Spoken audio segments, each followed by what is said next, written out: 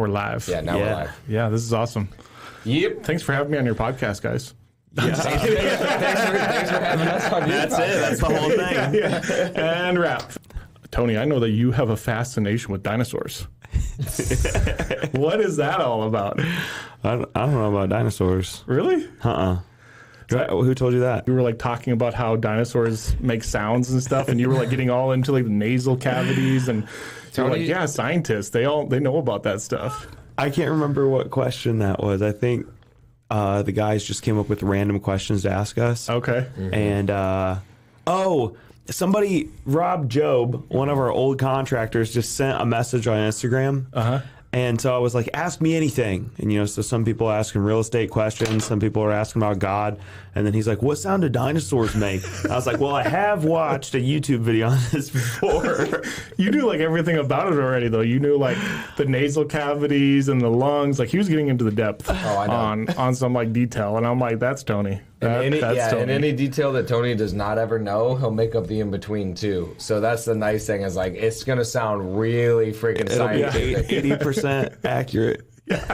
I was going to tell you 70. I'll give 70% accuracy based on what somebody else says, but then like the fill-in sounds so legit that you just expect it to be true. You're like, okay, like that sounded really thought out. He's like, well, did you know T-Rexes had this nasal cavity that when you push air through it, it makes a certain sound. And I was like, dude, this guy knows everything about dinosaurs apparently. Yeah, I'm like, that makes sense. But I was going to tell you because recently there was this video I was watching about dinosaurs, like recently, and there's actually a YouTube channel. I don't know what it's called. I was trying to find it on the way over here. But it's like what dinosaurs actually sounded like scientifically. And I was going to show you the YouTube video on it, but I was like, but now you're like, no, I don't know anything about dinosaurs.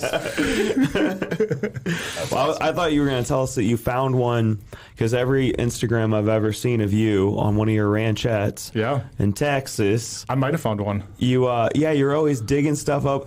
I think that as much real estate as you do, I was like just poking fun at you when we were in New York. I was like, dude, you spend more time like fucking around with heavy equipment, just having fun. He doesn't do any actual work. He's just like playing around. He's just moving stuff and destroying stuff and blending stuff up. It's like, this is what real estate's about. He's like, all right, I put this tree in my chipper.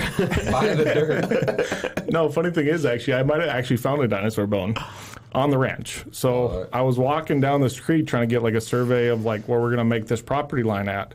When I say survey, I was looking at where the line should go. And I was walking on this creek side, and it's like a bunch of rocks, and it's kind of, all the water flows through this area. And I looked down at this rock, and there is like a bone, like fossilized into this rock. And it's like this long, and it looks like a vertebrae. So I don't know what it is to this day. It's sitting on my porch, and I use it as like a conversation piece, but I mean, it could be a little baby T-Rex. Wow.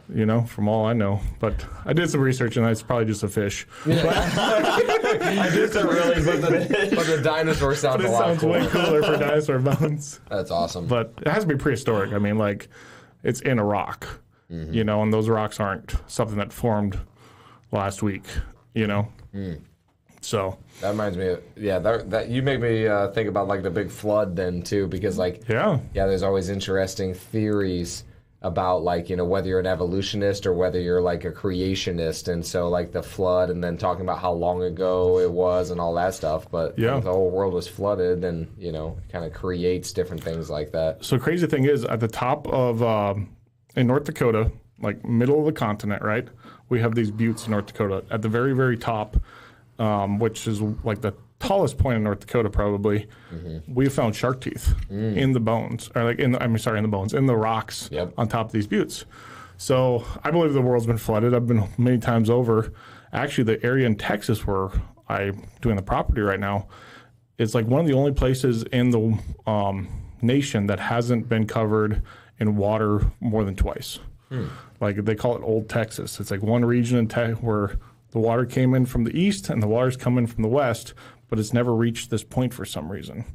So like we have a lot of rocks, and they're like, that's because, when you bring them ocean, it covers it with sediment and, builds up ground, builds up dirt again. And this is just very, very rocky area. So it's always been washed away, never put back over. What city are you in? I'm in Spring Branch. Okay, is Brian there too, or how far away is Brian from you? Yeah, Brian's like 45 minutes from me.